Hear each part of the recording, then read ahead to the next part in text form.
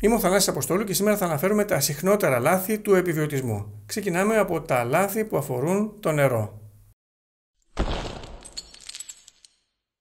Ένα συχνό λάθος είναι η αγορά ακριβών ή πολλών ή τεράστιων δοχείων και η αποθήκευση υπερβολικών ποσοτήτων νερού.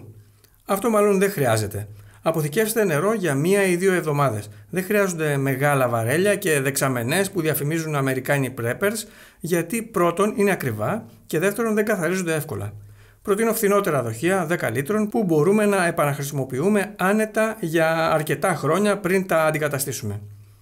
Τα εμφιαλωμένα νερά είναι σπατάλη χρήματος, βλαβερά για το περιβάλλον και περιέχουν μικροπλαστικά που δεν τα θέλεις μέσα στο σώμα σου. Το τελειότερο νερό για μακροχρόνια αποθήκευση είναι το νερό βρύσης, εκτός από ελάχιστες περιοχές όπου μπορεί να υπάρχουν προβλήματα ποιότητας. Πάμε τώρα στην τροφή. Το πιο ασυγχώρητο λάθος είναι να πετάς την τροφή επειδή δεν έκανες καλή διαχείριση στα αποθέματά σου. Μην αμελείς τον έλεγχο στις προμήθειές σου, στον οποίο εντοπίζεις τι σου λείπει και τι πρέπει να καταναλώσεις στους επόμενους μήνες. Βάζε μπροστά όλα τα τρόφιμα που πρόκειται σύντομα να λήξουν και κατανάλωσέ τα σταδιακά. Τη βασική προετοιμασία θα την κάνεις μια φορά και δεν θα ξανασχοληθείς. Όμως, ένα γρήγορο έλεγχο πρέπει να τον επαναλαμβάνεις κάθε χρόνο σε ένα συγκεκριμένο μήνα που εσύ θα επιλέξεις. Συσκευασία. Οποιοσδήποτε τρόπος συντήρησης περιλαμβάνει θέρμανση καπακιών με την άσπρη επίστρωση είναι τοξικός γιατί απελευθερώνει BPA στη τροφή μας και αν έχετε συσκευάσει με αυτόν τον τρόπο, φάτε τα, μην τα πετάτε, αλλά αλλάξτε τρόπο συσκευασίας την επόμενη φορά. Η αποθήκευση εθιστικών τροφών. Αν αποθηκεύεις πολλά γλυκά ή σνακ, μπορεί να πέσεις στην παγίδα να τα τρως για να μην πάνε χαμένα. Έτσι, οι προμήθειες αντί να είναι εξασφάλιση υγείας και μακροζωίας γίνονται αιτία παρακμής. Ήδη έχουμε στις προμήθειές μας τη ζάχαρη, το κακάο, τη σοκολάτα, η οποία είναι πολύ σημαντική για τις γυναίκες λόγω σερωτονίνης, το αλκοόλ και ακόμα και προϊόντα νικοτίνης για όσους τα χρησιμοποιούν. Τουλάχιστον ας συγκρατηθούμε στο θέμα των εθιστικών τροφών. Μαγείρεμα. Ένα λάθος που βλέπω συχνά σε ξένα βίντεο είναι η προτροπή για μαγείρεμα με χρήση κεριών ινοπνεύματος. Αυτές είναι ασθενείς πηγές θερμότητας και δεν ενδείκνυνται για μαγείρεμα. Επίσης, το μαγείρεμα με καύση ξύλων, στο τζάκι ή έξω, επίσης δεν ενδείκνυται γιατί έχει ταλαιπωρία και τραβά την προσοχή των άλλων.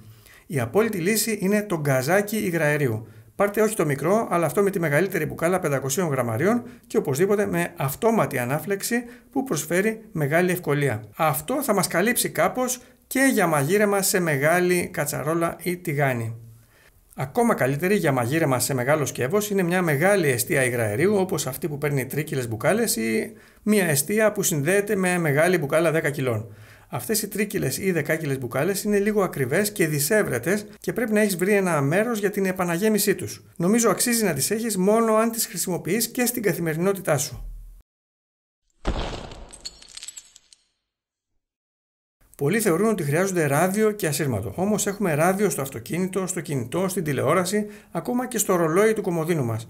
Αν έχεις ραδιόφωνο, καλώς. Αν όχι, δεν χρειάζεται να αγοράσεις. Το ίδιο και οι ασύρματοι. Δεν νομίζω ότι θα φτάσουμε σε καταστάσεις Mad Max, ούτε θα με ενδιέφερε να ακούω τη συχνότητα της αστυνομίας. Το ίντερνετ ως αποκεντρωμένο δίκτυο δύσκολα θα πέσει για μεγάλο διάστημα. Γι' αυτό θεωρώ ότι δεν χρειάζονται επιπλέον μέτρα επικοινωνίας.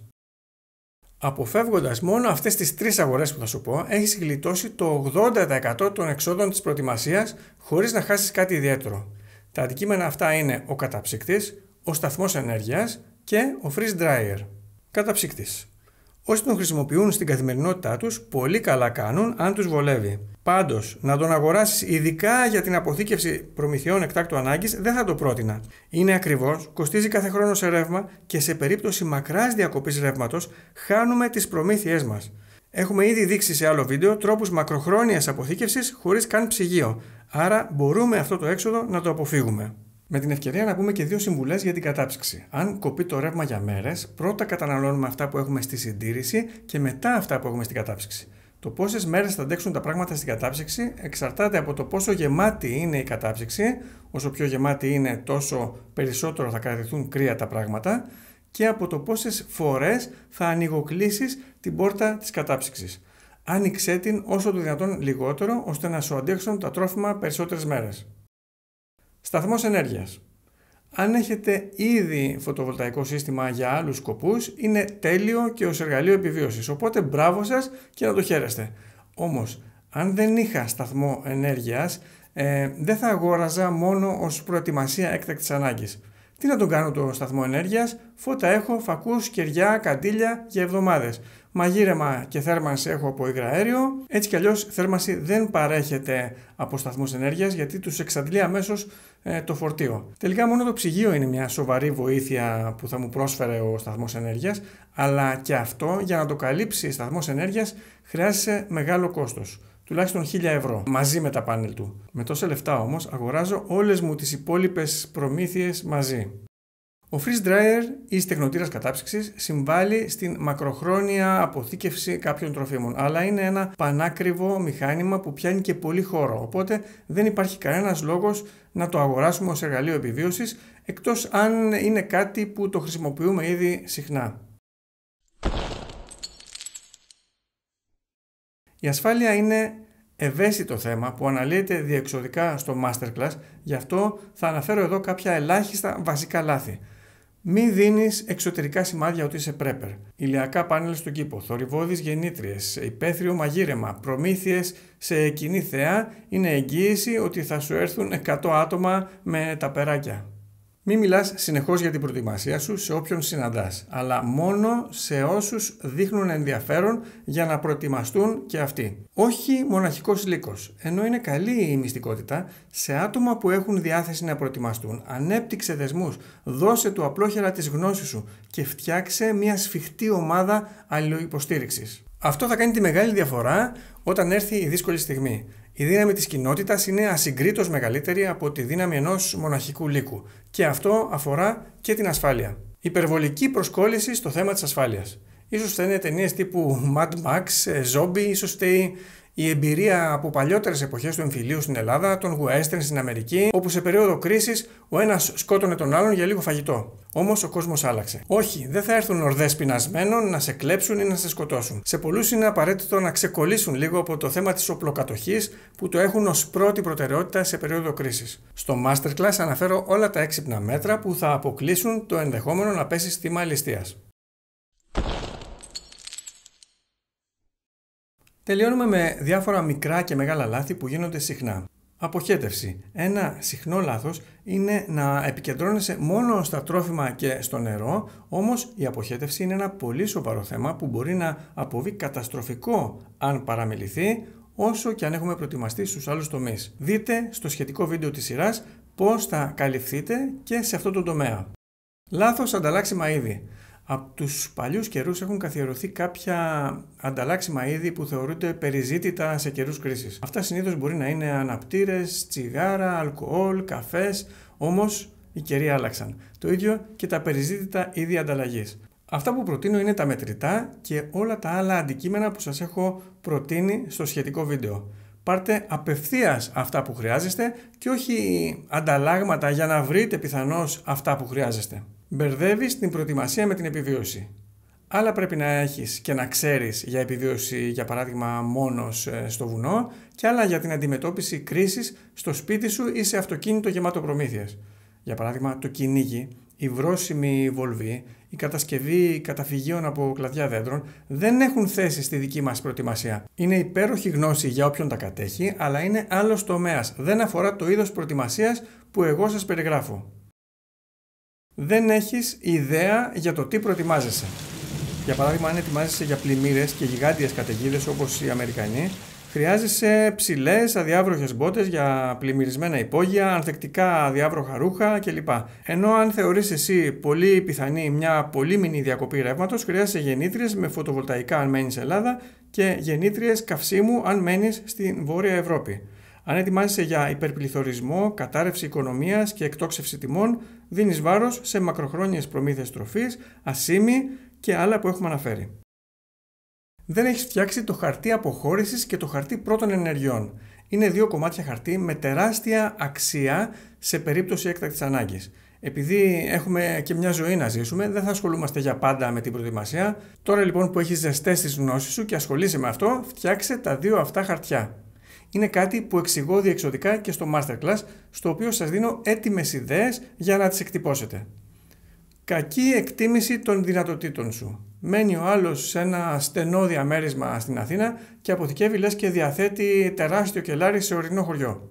Ή το αντίστροφο, ενώ έχεις δυνατότητες δεν τις αξιοποιείς. Μην κάνεις περισσότερα από όσα σου επιτρέπει ο χώρος σου. Για παράδειγμα, αυτά που έδειξα σε άλλα βίντεο για αποθήκευση 30 ετών σε ξηρά-τρόφιμα δεν είναι για όλους. Οι περισσότεροι θα είναι μια χαρά και με μια πιο βραχυχρόνια αποθήκευση. Πολυτελείς προμήθειες. Για παράδειγμα, υπερβολικά μεγάλη ποικιλία φαγητών. Βλέπεις μερικά κελάρια Αμερικάνων και επικρατεί ένα χάος, λες και είσαι σε σούπερ μάρκετ. Άλλος έχει ακριβές συσκευές επικοινωνίας, πολλούς εναλλακτικούς τρόπους θέρμανσης, φιλτραρίσματος νερού κλπ. Μια άλλη πολυτέλεια είναι τα ακριβά βιολογικά τρόφιμα και γενικά μια υπέρμετρη ανησυχία για την ποιότητα των προμηθειών που αυξάνει πολύ το κόστος της προετοιμασίας. Αν βρεθώ σε έκτακτη ανάγκη, δεν με νοιάζει αν το φασόλι που θα φάω είναι βιολογικό. Πρόκειται για σπατάλη χρημάτων για μια κατάσταση που μπορεί να μην συμβεί και ποτέ. Μείνε στα βασικά, κάνε λίγες και οικονομικές αγορές σε κάθε τομέα. Παραμελείς τη φυσική σου κατάσταση. Πολύ σοβαρό λάθος ακόμα και από έμπειρους preppers. Η προετοιμασία υποτίθεται πως έχει σκοπό την παράταση της ζωής μας. Όμως η ύψιστη προετοιμασία για την παράταση της ζωής μας είναι η σωματική άσκηση και μια καλή διατροφή. Επίσης, σε κατάσταση έκτακτης ανάγκης, η φυσική μας κατάσταση θα είναι κρίσιμος παράγοντας επιβίωσης πολύ περισσότερο από ό,τι είναι τώρα που έχουμε τις ανέσεις μας. Άρα, θεώρησε και την έστω ελαφριά σωματική άσκηση ως αναπόσπαστο μέρος της προετοιμασίας σου. Μην πιστεύεις κάθε τι που βλέπεις. Το YouTube και γενικά το ίντερνετ είναι γεμάτο από κάθε λογής άποψη. Επειδή ένα βίντεο είναι άρτιο τεχνικά, αυτό δεν σημαίνει ότι είναι και σωστό. Στην Αμερική, όπου το prepping έχει γνωρίσει τεράστια άνθηση, υπάρχουν πολλά βίντεο με ανεύθυνες απόψεις, προτροπές για άχρηστες αγορές, κάθε λογής gadget, προμήθειες τροφίμων και νερού τεραστίων διαστάσεων και φυσικά κάθε λογής θεωρίες συνωμοσίας, οι οποίες μας εγκλωβίζουν σε καθοδικά ψυχολογικά σπιράλ. Μιας και μιλάμε για λάθη, ένα άλλο που δεν μου αρέσει στα μεγάλα δημοφιλή κανάλια Αμερικανών preppers είναι η φλιαρία. Βλέπεις κανάλια με 80 βίντεο, ενώ θα μπορούσαν να τα πούν όλα με 8 καλά μικρά βίντεο. Σε αυτά τα βίντεο διαρκώς επαναλαμβάνονται, φλιαρούν, προτείνουν άσχετες αγορές από διαφημιζόμενες εταιρείες, τρομοκρατούν και εν τέλει προκαλούν σύγχυση και μεγάλη απώλεια χρόνου στους ακροατές. Όταν αποφάσισα να μοιραστώ τις γνώσεις μου με αυτή τη σειρά βίντεο, που σε λίγες μέρες ολοκληρώνεται, προσπάθησα να φτιάξω το καλύτερο σετ βίντεο παγκοσμίως. Αλλά όχι τόσο ως προς το πλήθος των γνώσεων. Ένα από τα πιο δύσκολα σημεία στα οποία επικεντρώθηκα ήταν όχι τόσο να προσθέσω πληροφορίες, αλλά να αφαιρέσω πληροφορίες ώστε να βγει ένα τελικό αποτέλεσμα σύντομο και περιεκτικό, αξιοποιήσιμο από κάθε ενδιαφερόμενο. Ελπίζω να τα κατάφερα, αλλά επειδή δεν διαθέτω το αλάθητο, διορθώστε με, γράψτε μου τη δική σας άποψη και τέλος μην ξεχνάτε ότι συχνά τα λάθη είναι ο μοναδικός τρόπος για να μάθουμε κάτι πολύ καλά. Σας ευχαριστώ από καρδιάς για κάθε υποστήριξη που προσφέρετε στο κανάλι και στο έργο μου.